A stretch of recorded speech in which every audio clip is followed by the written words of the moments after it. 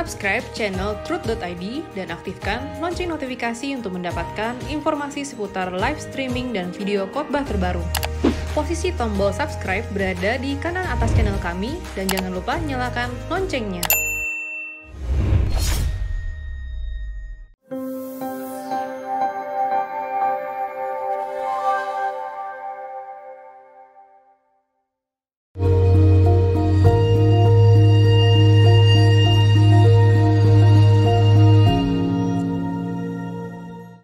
Shalom saudara sekalian, salam sejahtera dalam kasih Tuhan kita Yesus Kristus. Anda bertanya, Alkitab menjawab, episode 149 dari 0812, 1203, 9 dan seterusnya. Usia 12 tahun. Salam Om Erastus, saya ingin bertanya beberapa hal. Oke sayang. Bagaimana ya Om cara menghilangkan rasa takut kita terhadap gelap? Saya tanya, kalau gelap kamu takut apa? Takut gelapnya atau takut sesuatu di tempat gelap itu? Biasanya takutnya bukan karena gelapnya, tapi karena takut ada kuasa, ada setannya dan lain-lain gitu kan? Karena di Indonesia orang lebih percaya ada setan daripada ada Tuhan. Di luar negeri anak-anak tidur lampu digelapkan. Dan di Indonesia juga banyak anak-anak yang kalau mau tidur nggak mau lampu terang digelapkan. Kenapa takut? Ya karena berpikir ada setan di tempat gelap. Nah sekarang Om beritahu kamu ya, bahwa di tempat gelap itu bukan hanya ada setan. Setan bisa ada memang. Tetapi ada malaikat juga. Dan kalau ada malaikat, biar gelap bagaimanapun, setan tidak akan pernah berani mengganggu kita. Jadi kamu bayangkan ada malaikat. Nah itu juga pernah saya alami. Sebenarnya Om juga dulu ada penakutnya juga. Kalau di tempat gelap, takut juga. Tapi kemudian Om berpikir, ada malaikat loh di tempat gelap. Malaikat bukan hanya di tempat terang, di tempat gelap pun ada malaikat. Di tempat sangat gelap pun ada malaikat. Jadi kita harus percaya di tempat gelap ada malaikat. Malaikat yang kudus yang menjaga kita. Dan kalau ada malaikat yang kudus menjaga kita, malaikat Tuhan, iblis tidak akan mengganggu kita. Iya, seandainya ada, tidak akan mengganggu kita. Tetapi kalau ada malaikat yang kudus, setan pasti tidak berani. Ada di situ. Ya, percaya Tuhan akan lindungi kita. Yang kedua, kalau kamu punya perasaan takut, jangan menunjukkan perasaan takut itu. Setan tidak bisa melihat hati kita. Tapi bisa membaca gerak tubuh kita. Kita tidak perlu takut dan menunjukkan perasaan takut. Kita bisa berkata, malaikat berserta saya. Terima kasih untuk malaikatmu ya Tuhan. Malaikat saya mau tidur ya. Gitu. Malaikat saya mau tidur. Terima kasih Tuhan, engkau jagai aku dengan malaikat-malaikatmu. Tidur. Lalu, sebenarnya setan itu takut sama kita. Karena kita anak Tuhan. Tapi kita tidak usah dikit-dikit dalam nama Yesus, setan keluar. Tidak usah begitu. Setan udah takut sendiri ya. Om, akhir-akhir ini saya merasa jauh dari Tuhan Yesus. Sejak saya main Mobile Legends. Oh, ini game itu ya. Damai dan rasa dekat saya dengan Tuhan hilang, Om. Gimana ya agar kita bisa merasa dekat dengan Tuhan dan merasa damai lagi ya, Om. Itu ya kalau main Mobile Legends emangnya kamu dapat duit. Saya dapat duit emangnya halal. Sebaiknya kamu tidak lagi main itu. Ya. Main yang lain saja yang membuat kamu tidak merasa berdosa. Jadi kalau sampai kamu melakukan suatu merasa berdosa, itu sangat besar kemungkinan hal itu Tuhan tidak berkenan. Tuhan tidak ikut main di situ masalahnya. Bermainlah yang Tuhan ikut bermain di situ. Permainan apa itu Om? Ya, kamu pasti diberi hikmat Tuhan. Permainan apa yang Tuhan ikut mendampingi kamu dalam bermain itu, ya? Bagaimana juga ya Om menghilangkan rasa benci terhadap seseorang yang kita tidak suka banget. Saya benar-benar ingin tidak mempunyai perasaan benci terhadap seseorang Om. Nah, coba kamu bayangkan orang itu kalau masuk neraka, kamu rela nggak? Masuk neraka itu terpisah dari Allah selamanya. Kamu rela nggak dia masuk neraka? Coba, orang yang paling kamu benci lalu masuk neraka, kamu senang?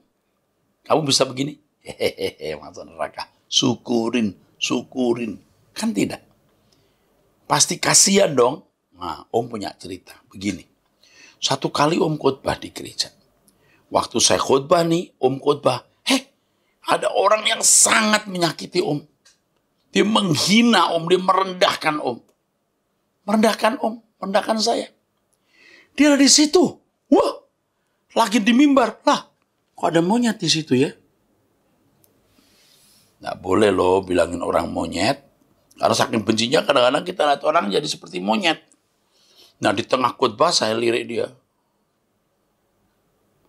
Lalu muncul bayangan di pikiran saya. Di tengah khotbah loh. Om, di tengah khotbah loh. Ada bayangan. Dia ada di tebing. Tebing atau jurang. Mau deket jurang, mau jatuh, ada api. Seketika sekelebat set gitu. Rela nggak kamu dia masuk neraka? Enggak Tuhan. Lalu ya doakan dong. Doakan Tuhan. Aku berdoa untuk orang ini jangan saya masuk neraka Tuhan. Itu benci saya itu bisa hilang loh. Bisa hilang. Coba kamu praktekkan ini. Ya, 1, 2. Tuhan itu sayang kita loh. Kita ini mesti berdosa dibuang ke neraka karena jahat. Ya, tapi Tuhan mengampuni kita. Dosa kita besar, tapi Tuhan mengampuni kita. Salah orang kepada kita tidak sebesar salah kita kepada Tuhan loh. Ibarat orang utang kita 5.000, kita utang kepada Tuhan 5 miliar. Ya cuma 5.000, entenglah, ampuni saja. Oke? Yang ketiga, waktu kita mengampuni orang, kita tidak membenci orang, Tuhan itu senang loh. Kalau sampai membuat Tuhan senang, waduh itu lebih dari jadi presiden. Betul? Sampai membuat Tuhan senang itu untung banget ya. Itu. Keempat, bagaimana cara menghadapi orang yang mengesalkan itu Om? Nah itu sudah saya jelaskan tadi ya. Caranya sudah saya jelaskan. Bagaimana cara melepaskan ikatan terhadap dunia Om? Seperti kalau tidak melihat handphone, main Mobile Legends, perasaan kita bisa terasa sesak dan kita jadi tidak bahagia. Sekian pertanyaan saya Om, makasih Om dan Tuhan Yesus memberkati Om dan keluarga. Cara melepaskan ikatan kita dari dunia, yang pertama kita harus punya tekad dulu. Aku mau melepaskan diri dari ikatan dunia. Itu dulu, mau melepaskan diri, itu dulu. Lalu setelah itu, kamu sering dengar khotbahnya Om Eras. Oke? Setelah kamu mendengarkan khotbahnya Om Eras, kamu tiap hari punya doa 10 menit, 15 menit menyembah Tuhan. Lalu, jangan bergaul dengan teman-teman yang tidak takut akan Allah. Jangan nonton film yang merusak pikiranmu. Ya, nanti kamu akan dengan sendirinya tidak mencintai dunia. Betul? Ikuti khotbah Om Eras terus ya. Oke sayang. Ini pinter banget nih anak nih. Usia 12 tahun namanya Britani. Saya sebut namamu ya sayang karena kamu mengagumkan dengan usia 12 tahun ini. Britani. Ini wanita ya. Britani, Om senang sekali loh kamu bertanya ini. Oke. Dari 0895 3594 81 seterusnya. Ini laki atau perempuan ini ya. Oke. Selamat malam Pak Eras. Izin bertanya tentang tema setan di pembahasan Ekumene Bible Course. Ekumene Bible Course. Di sana Bapak membahas tentang setan dan bahasa aslinya adalah Hilal bin Sakhar. Hilal bin Sakhar yang berarti sang bintang pagi, Daystar, putra fajar. Hilal dalam bahasa Arab, Aramik, Ibrani adalah yang cemerlang, sumber terang, atau bulan sabit, crescent moon. Lalu arti dari sahar adalah fajar bintang pagi. Pertanyaan saya adalah, apakah benar sosok ini bisa merujuk kepada satu simbol yang digunakan oleh satu agama yang memiliki banyak sekali pengikut saat ini? Ya. Lalu juga mohon dijelaskan tentang penjelasan lebih dalam tentang siapa Hillel bin Zakhar. Apakah dengan wahyu yang membahas tentang naga, Wahyu 13 ayat 4? Oke. Yang bertanya ini saya tidak menjawab karena pada minggu-minggu depan, minggu-minggu ini malahan saya membahas mengenai ini. Jadi saya akan jawab lengkap mengenai Hillel bin Zakhar. Ya. Apakah ini merujuk kepada satu simbol yang digunakan oleh salah satu agama yang memiliki banyak sekali pengikut saat ini? Ya, berdoa minta petunjuk Tuhan, hikmat dan pimpinannya, pasti Tuhan menjawab. Terima kasih. Oke deh, 08225108 seterusnya, pemuda usia 26 tahun, Kalimantan. Salam Om Eras, saya bersyukur sekali bisa dengar khotbah Om Eras yang membuka mata saya di usia muda, walaupun kadang iri juga dengan remaja-remaja yang kirim pesan ke Om Eras karena mereka dengar Om Eras dari remaja. Saya sudah mendengar khotbah Om Eras, tapi sayangnya saya masih susah untuk melakukannya. Saya merasa sulit sekali mengontrol pikiran dan hati saya, seakan pikiran dan hati saya ini telah terprogram untuk dunia. Mungkin pengaruh pergaulan dan tontonan, walaupun di masa pandemi ini tontonan saya mulai berubah menjadi lebih berkualitas dibanding dulu yang membuat saya berniat untuk meninggalkan kehidupan lama saya walaupun sulit. Ya, dibanding dulu. Ya. Beberapa minggu yang lalu saya baru mencoba untuk mengontrol segala tindakan saya, dimulai dari kontrol komen di sosmed, dan saat saya mau niatkan itu muncul sebuah pertanyaan, yaitu apakah salah kalau saya mengekspresikan hal-hal lucu atau kagumi yang saya lihat di sosmed dengan kata-kata seperti anjay, anjir, asem, kampret dan lain sebagainya? Sebaiknya dihindari kata itu, ya. Pakai kata yang lain, ya. Boleh kita mengupload sesuatu di sosmed, tetapi itu menjadi berkat. Oke, yang bersifat joke boleh, tetapi mengandung kebenaran yang memberkati. Jangan ada kata-kata kotor, kata-kata yang menjurus kepada sumpah serapah, atau kata-kata yang tidak patut. Ya, zaman sekarang kata-kata tersebut saya rasa telah mengalami pergeseran makna. Dulunya kata tersebut untuk memaki, tapi sekarang banyak orang pakai kata-kata itu mengungkapkan hal-hal lain. Ya, tapi sebaiknya dihindari.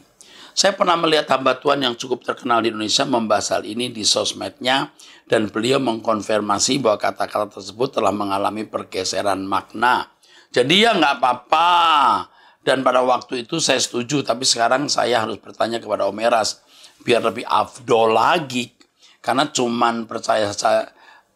saya cuman percaya saya kepada Om Eras. Pertanyaan saya begini loh ya sayang, ini pemuda ya. Pertanyaan saya adalah, kalau tidak pakai kalimat itu memangnya kurang afdol. Apa sih ukuran afdol itu? Apa sih motif kita mengupload sesuatu di medsos? Kita boleh dan memang adalah baik kalau kita mengupload sesuatu yang menjadi berkat, boleh. Tetapi kan harus diperhatikan, jangan sampai kita itu menjadi batu sandungan. Atau kalaupun tidak, kita gagal mencerminkan keagungan kemuliaan pribadi Kristus. Istilah-istilah itu sebaiknya tidak digunakan, pakailah istilah yang lain. Oke. Pertanyaan kedua, apakah memaki benda mati atau karakter fiksi itu salah? Misalnya kaki saya ketendang pintu saat lagi jalan, kemudian refleks memaki pintu yang nggak bersalah sama sekali. Saya rasa nggak masalah karena makian seperti apapun nggak akan melukai hati benda mati. Oh ya, nggak melukai hati benda mati, tapi bisa melukai Tuhan. Karena perkataan itu merupakan luapan isi hati. Kenapa mesti harus maki? Misalnya ketabrak pintu lalu bilang anjing. Itu kan akhirnya membuat kebiasaan yang buruk pula. Suatu kali ada naik mobil, orang potong jalan Anda tanpa sadar bilang anjir. Mau anjing kasar jadi anjir atau anjay. Lebih baik tidak. Ya, tentu kita harus berani untuk tidak memiliki pola hidup yang sama dengan dunia. Dunia bisa punya alasan membenarkan kelakuannya, tapi nurani kita akan lebih bisa menuntun kalau nurani kita dipimpin Roh Kudus. Saya masih punya pertanyaan lagi lain, tapi next time aja biar lebih sering menyapa Om Eras. Terima kasih Om Eras, semoga makin diberkati dalam segala hal. Oke, kembali kasih sayang, ya. Tuhan memberkati kamu ya, yang di Kalimantan, puji Tuhan. Oke, 0813 6699 dan seterusnya. Pria usia 59 tahun. Shalom, selamat siang Pak Erastus, Pastor Erastus. Saya senang dengan adanya Anda bertanya, Alkitab menjawab, sehingga saya dapat lebih banyak mengerti tentang arti makna isi Alkitab. Pastor Erastus, saya ingin bertanya sebagai berikut. Cara bagaimana seseorang kita ada tertulis dalam kitab kehidupan?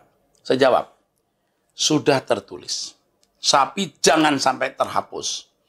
Penjelasan saya mengenai surga yang judulnya kitab kehidupan, itu nanti Anda Anda dengar. Oh ya, ada staf saya di sini. Nanti setiap tema besarnya misalnya surga.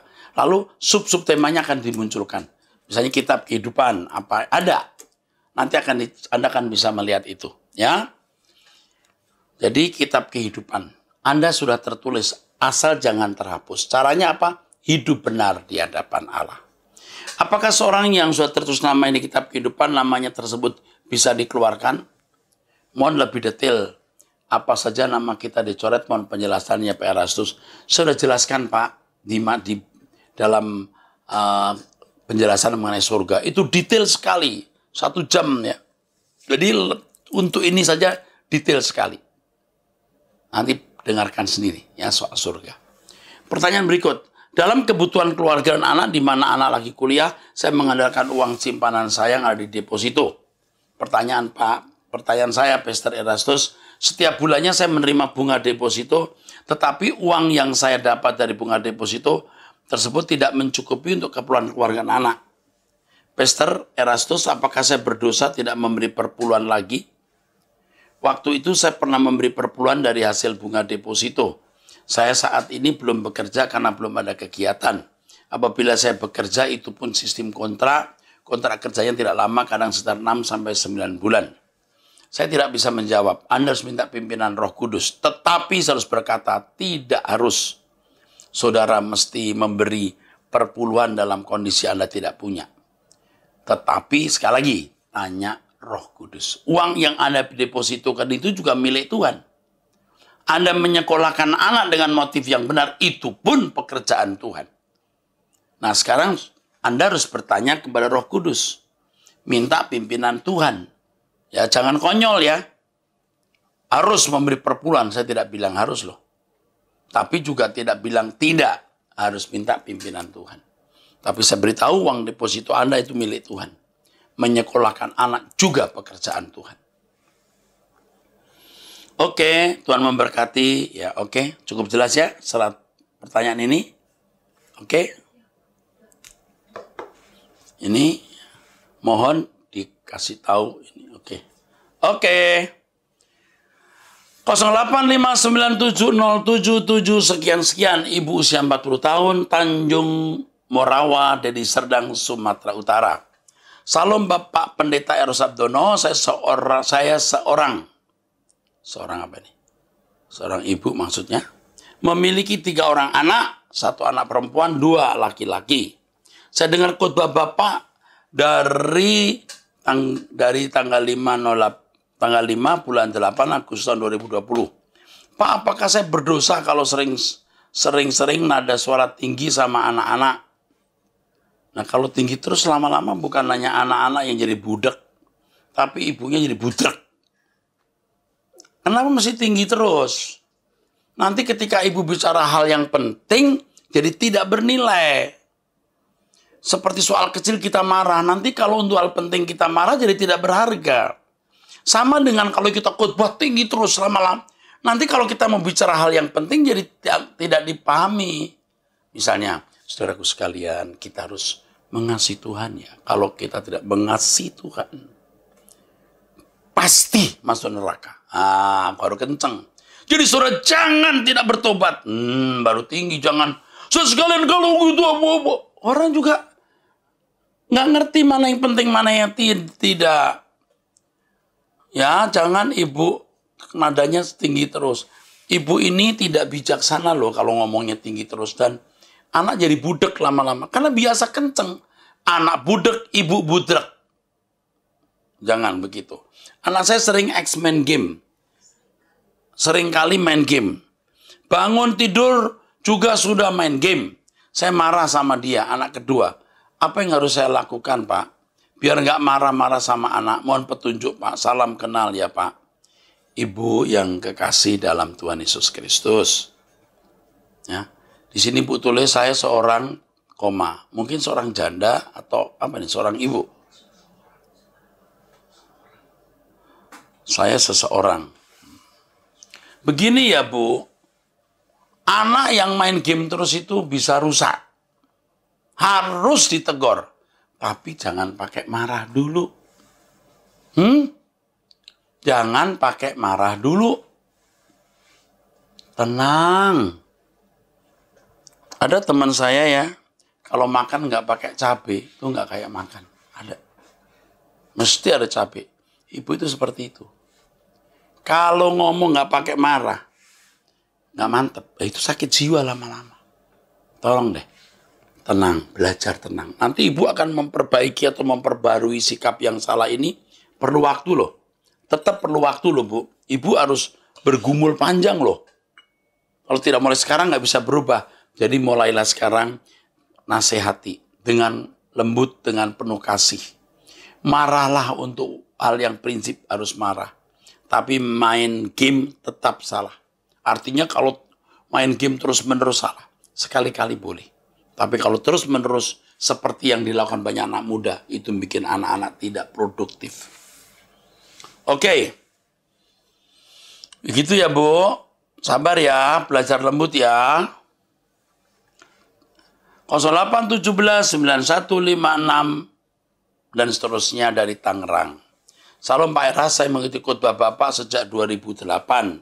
Dan sejak itu saya tercandui dengan kebenaran yang Bapak sampaikan. Saya sedang menggali kisah penciptaan dalam kitab Kejadian.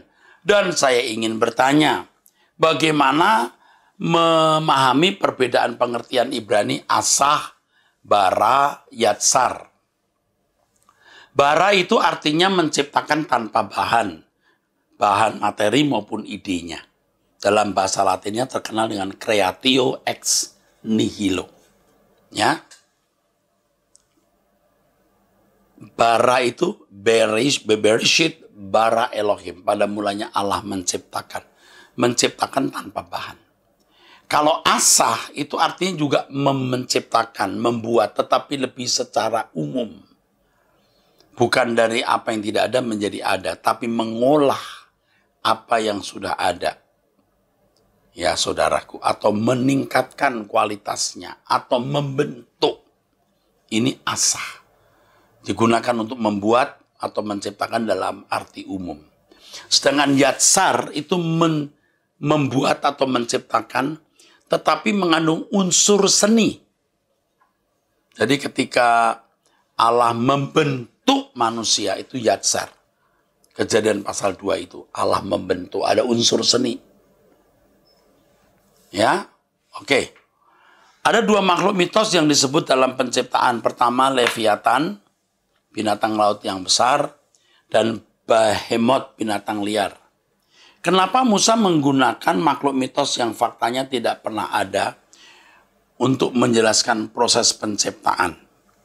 Mungkin para pecinta suara kebenaran belum tahu yang dimaksud Leviathan ini. Ini bahasa Ibrani aslinya. Leviathan, yang artinya melingkar atau melilit. Bahasa Inggrisnya Leviathan. Leviathan.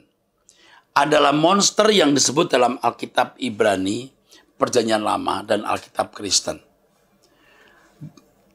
Banyak juga yang mengatakan bahwa Leviathan ini sebenarnya berasal dari kata lawa, yang berarti membengkokkan. Sama juga sih, memutar atau melilit itu, saudara. Dan orang-orang Yahudi biasanya memahami ini sebagai kejahatan besar. Ya, secara harafiah mereka memahami sebagai monster laut. Ya. Tetapi sebenarnya ini menunjuk kepada kekuatan yang besar. Makhluk raksasa yang memiliki kekuatan besar yang ada di laut. Ini konsep itu. Ya. Sedangkan behemoth, ini dalam bahasa Inggris juga behemoth. Dalam bahasa Ibrani maksudnya. Bahasa Inggris juga behemoth. Behemoth. Ini sejenis hewan liar, saudaraku. Yang disebut namanya digambarkan dalam kitab Ayub misalnya. Ada kitab Ayub. Ini identitas dari hewan mitologi. Ya. Jadi ini sebuah makhluk yang digambarkan besar. Tetapi kalau Leviathan lebih digambarkan sebagai jahat. Tapi kalau behemoth itu hanya makhluk binatang liar saja. Tapi kalau Leviathan menunjuk binatang besar tetapi jahat. 3. Ketika Allah menciptakan manusia Adam, saya mendapati dalam bahasa Ibrani bahwa laki-laki dan perempuan diciptakan dalam satu manusia Adam. Apakah berarti manusia pertama memiliki kelamin ganda? Enggak, manusia pertama ya laki-laki sejati. Tetapi kita kan tahu bahwa dalam tubuh manusia itu ada hormon pria, ada hormon wanita. Bagi laki-laki hormon prianya lebih kuat. Makanya kalau seorang pria tapi hormon wanitanya lebih kuat, maka dia jalannya seperti wanita, bicaranya seperti wanita, ya. Jadi kalau dikatakan di sini, apakah Adam memiliki kelamin ganda? Oh, enggak punya. Tidak punya. Ya. Tetapi seperti yang saya katakan ini penting, saudara. Bahwa di dalam diri manusia ada 2 hormon. Oke, pertanyaan dari 0821 481 84 dan seterusnya. Pria usia 34 tahun Samarinda. Selamat pagi. Ini rumahnya pagi nih ya. Shalom Pak Era, semoga Tuhan memberkati kita semua. Umur saya 34. Nama saya ini tinggal di Samarinda. Saya kerja di kapal ya. Dari pagi sampai jam 12 malam. Jujur Pak, saya sekarang jarang baca firman. Karena bingung, gak mudeng-mudeng kalau baca Alkitab. Senang nonton film. Satu kali hatinya resah. Ya, setelah nonton film. Kadang susah tidur. Apalagi kalau sudah berbuat salah, jadi malu. Ya. Seperti misalnya jam 10 malam berbuat dosa, hati jadi tidak enak. Ya, untuk berdoa jadi tidak enak. Karena dosa yang dilakukan itu. Ya. Patokan saya di situ Pak, kadang susah tidur. Patokannya adalah hormatilah Allah. Jadi kalau berbuat dosa merasa tidak menghormati Allah, lalu jadi tidak bisa tidur. Ya, tidak bisa berdoa pun juga berat. Di dalam hal berdoa atau ke gereja tidak ada kelegaan, artinya melepaskan beban itu tidak ada Pak. Beban saya masih berat, tidak seperti ketika usia 18 tahun. Habis dari gereja, beban pikiran di dalam diri saya ringan. Ringan sekali gitu Pak, bagaimana tolong beri pencerahan. Please jawab Pak, oke. Saya ini sebenarnya tidak bisa menjawab secara utuh, karena ini pasti ada masalah-masalah di balik ini yang saya tidak tahu. Ya, tapi yang pertama begini. Anda ini pasti punya kebiasaan yang buruk. Yang Anda lakukan, Anda tahu salah tapi Anda lakukan. Dan itu membuat Anda menjadi gelisah, tidak bisa berdoa.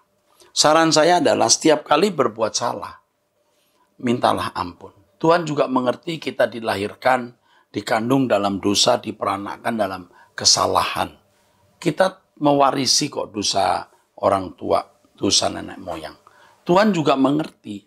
Jadi kalau kita berbuat salah, kita minta ampun. Tetapi ingat, setiap kali minta ampun harus berkomitmen tidak mengulangi kesalahan itu. Setiap kali mengaku dosa, minta ampun dan sekaligus komitmen tidak mengulangi dosa yang sama. Tapi kalau berbuat dosa lagi, Pak, akui lagi, minta ampun lagi. Bikin komitmen baru atau mengupdate, memperbarui komitmennya. Nah, ketika usia 18 tahun kok rasa ringan beban? Ya, saudara belum memiliki kesadaran akan kesucian Allah seperti hari ini. Waktu itu berbuat salah pun juga tidak terlalu merasa tertuduh. Sekarang Anda sudah punya usia di mana saatnya Anda menjadi orang yang hidup tidak bercacat, tidak bercela. Jadi bisa dimengerti ketika Anda merasa berbuat salah lalu Anda bisa tidak bisa berdoa, sejahteranya hilang. Itu simptom gejala Anda sudah bertumbuh.